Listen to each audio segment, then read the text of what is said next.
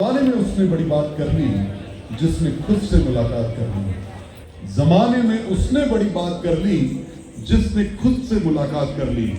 और जीवन में खुद से मुलाकात करने का प्रसंग अगर मीरा की बात की जाए तो उससे अच्छा उदाहरण नहीं हो सकता, क्योंकि आत्म परिचय करना, स्वयं को पहचानना, ईश्वर में अपने आप को लीन कर देना, भक्ति शक्ति और उस महिमा के प्रताप को पहचानना और उसके ऐतिहासिक परिप्रेक्ष्य को जानना, वो हम सभी के लिए बहुत महत्वपूर्ण है।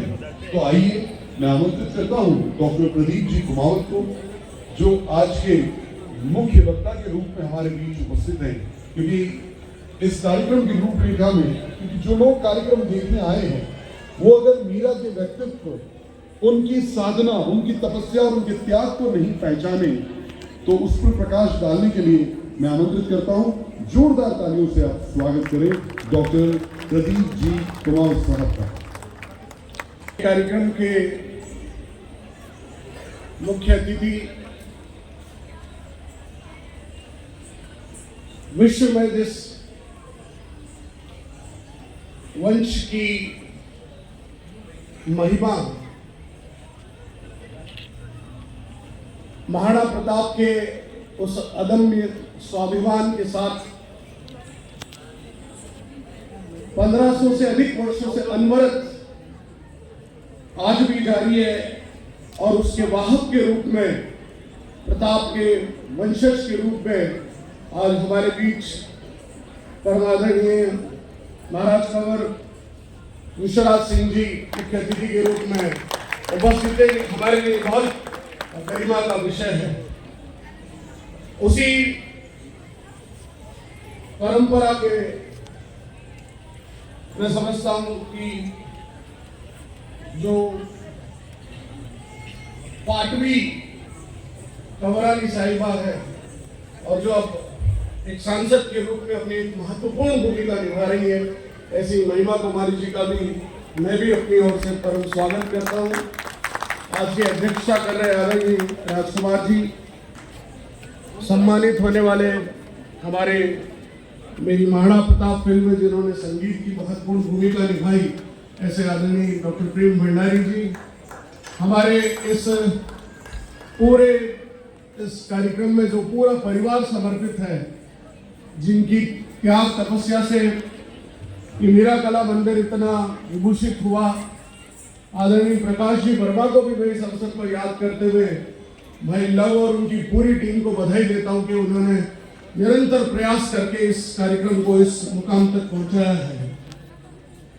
मीरा के बारे में हम सब बहुत कुछ जानते हैं, बहुत कहानियों, किस्सों, फिल्मों, नृत्य नाटिकाओं, गीतों, पदों के माध्यम से हमने मीरा की उस चरित्र को, जिसमें उनकी भक्ति भाव उजागर होता है, हमने अनेक बार उसको समझा भी है, जाना भी है, गाया भी है। हमारे भारत रत्न लता मंगेशकर जी ने भी चालावाई देश में जिस ढंग से मीरा के पदों को जितने सुंदर ढंग से गाया, वो आज भी सवेरे हमको, हमारा रोम रोम जब उनको सुनता है तो प्रफुल्लित होकर लगता है कि हम भी उसी भक्ति की प्रवाह में डूब रहे हैं। मैं समझता हूं कि मेवाड़ की उस परंपरा में परमादरणीय विश्वराज जी यहाँ बैठे हुए हैं, अगर मीराबाई के उस चरित्र को देखें तो राणा सांगा ने उनके उस भक्ति भाव को कभी भी किसी भी दृष्टि से रोकने की कोशिश नहीं की। उल्टा उनके उस भक्ति भाव में कहीं व्यवधान न हो, ये इतिहास के पन्नों में है कि उन्होंने, वो पिता तुल्य होने के कारण उन्होंने मीरा को सदैव जो जो सुविधाएं वो दे सकते थे उन्होंने वो प्रदान की थी। ये कालांतर में भक्ति मार्ग में कहीं कोई विचलन न हो, इस दृष्टि से भले ही बीच में विक्रमादित्य जैसे राणा ने बीच में थोड़ी बहुत जो समस्याएं पैदा हुई, जब मीराबाई के बारे में हम सब जानते हैं कि वे जब विधवा हो गई, उसके बाद उन्होंने अपने पूरे जीवन को, और करीब कोई 28 वर्ष की उम्र में वो विधवा हो चुकी थी, उन्होंने अपने पूरे जीवन को जब ऐसी भक्ति भाव में लिप्त कर लिया, उनको अब ये भान नहीं रहा कि मेरा शरीर अलग है, मैं उस कृष्ण में रम चुकी हूँ।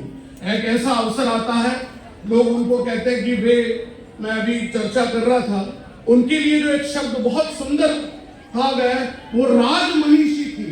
राजमहिषी का मतलब ये कि उन्होंने उस भक्ति भाव में भी अपने उस राजकार्य में जो उनका वैभव था, उस वैभव का सदुपयोग करने के लिए जब मेवाड़ जब छोड़ा और वो मेड़ता गई थी, तो मेड़ता जाते वक्त भी अपने साथ अपने सारे उस वैभव और संसाधनों को इसलिए लेकर गई थी कि मुझे यदि कहीं अवसर मिलेगा और मुझे कहीं मंदिरों के उद्धार करना पड़ेगा, कहीं संतों के बीच जाना पड़ेगा, तो इस धन का उपयोग मैं उसके लिए करूंगी। इसलिए उनके लिए जो शब्द प्रयोग किया गया, ब्रजमोहन जी ने बहुत सुंदर शब्द ढूंढ के निकाला, वो था राजमहिषी के रूप में मीरा रही। इसलिए हम मीरा के उस चरित्र को उदाबाई के माध्यम से भी हम देख सकते हैं। उनके जीवन के बारे में बहुत सी घटनाएं हम सब जानते हैं कि उनको 8 प्रकार से तय किया गया कि इस ढंग से मारे, इस ढंग से मारे।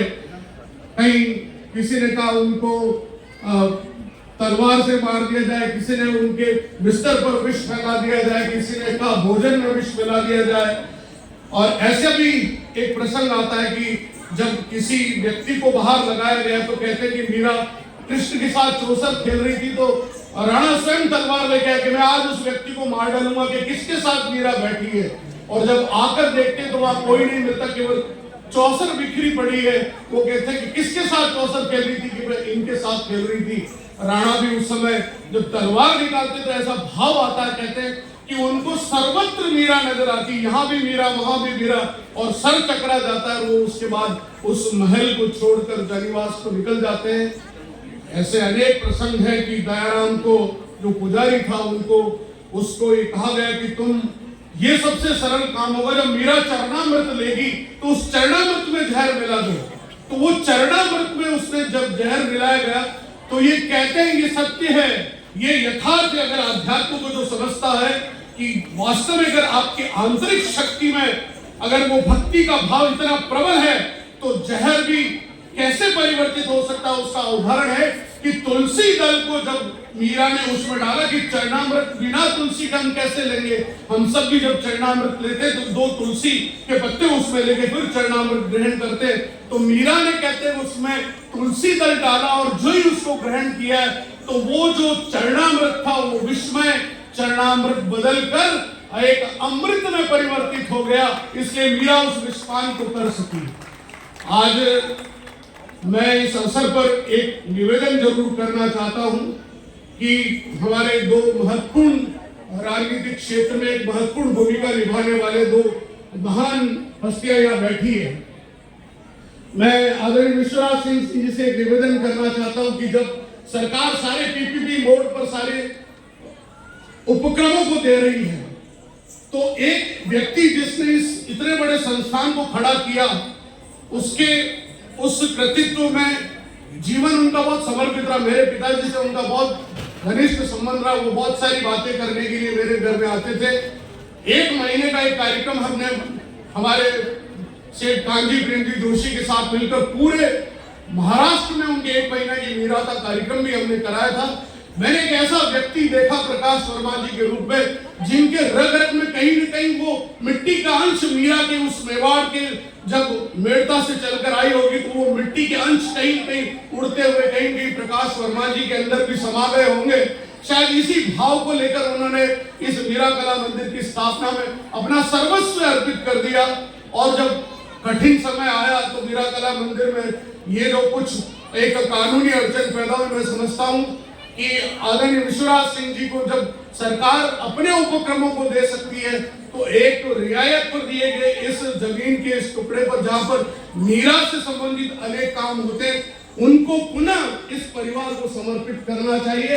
उसके लिए उदयपुर की जनता भी अगर हम मिलकर प्रयास करेंगे तो निश्चित रूप से उसका प्रभाव हमें पड़ेगा। कार्यक्रम बहुत ज्यादा कुछ नहीं कहना चाहता। मुझे याद आता है कि वो अंतिम समय जब मीरा के उस भाव को जब कहते हैं कि महाराणा उदय सिंह जी ने कहा कि मीरा हमारे इस यहाँ की बहू है और एक पूरे ऐसे दल को भेजा, उसमें कुछ ब्राह्मणों का दल भी था, कुछ साधु संतों का भी था, कहा कि आप मीरा जी को लेके आइए।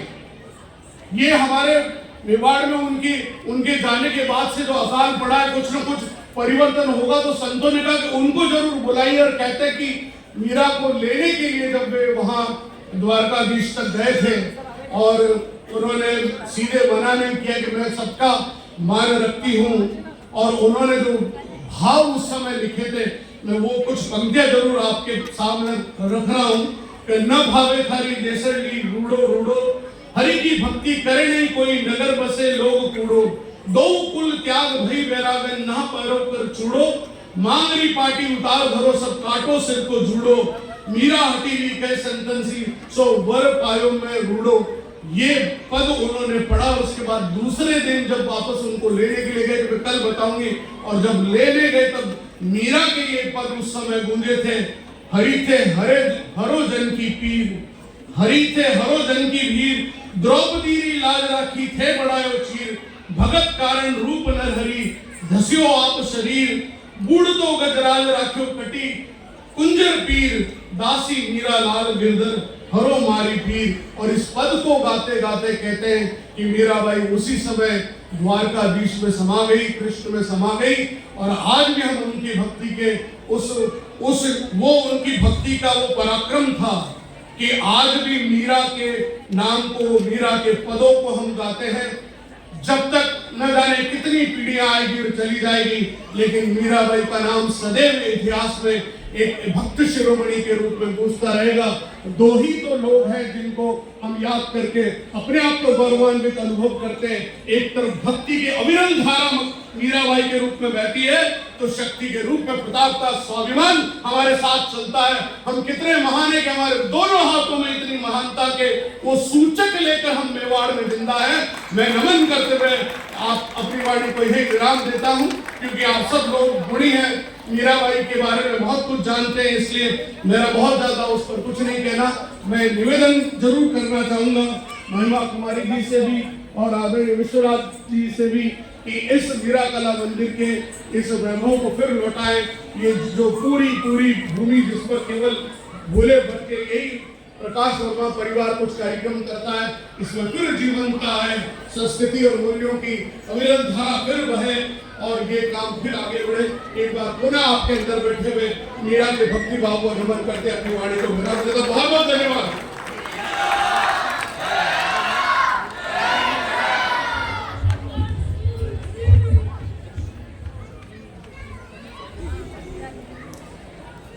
बहुत बहुत धन्यवाद आदरणीय डॉक्टर प्रदीप जी कुमार। तुम्हारे पास होने की कल्पना सपना लगती है, नैनों के पट जड़लू अल्पना लगती है, हृदय वीराना सा लगता है, तुमके बिना ये बगिया वीराना लगती है। और डॉक्टर प्रदीप जी कुमार ने मीरा के व्यक्तित्व और कृतित्व पर जो प्रकाश डाला वो अद्भुत है। अगर हम महाराणा प्रताप के शौर्य को पहचानते हैं तो मीरा की भक्ति ने भी उस भक्ति काल में जहां मुगलों का भारत में प्रभाव फैल रहा था और वो भक्ति काल का युग था, वो मध्यकाल का युग, वो सल्तनत काल, वो मुगल काल, जहां मीरा, दादू दयाल, कबीर, नानक जैसे संतों ने पुनः भारतीय संस्कृति को जीवित किया। और आदरणीय प्रदीप जी कुमावत ने उस बात को आग्रह किया है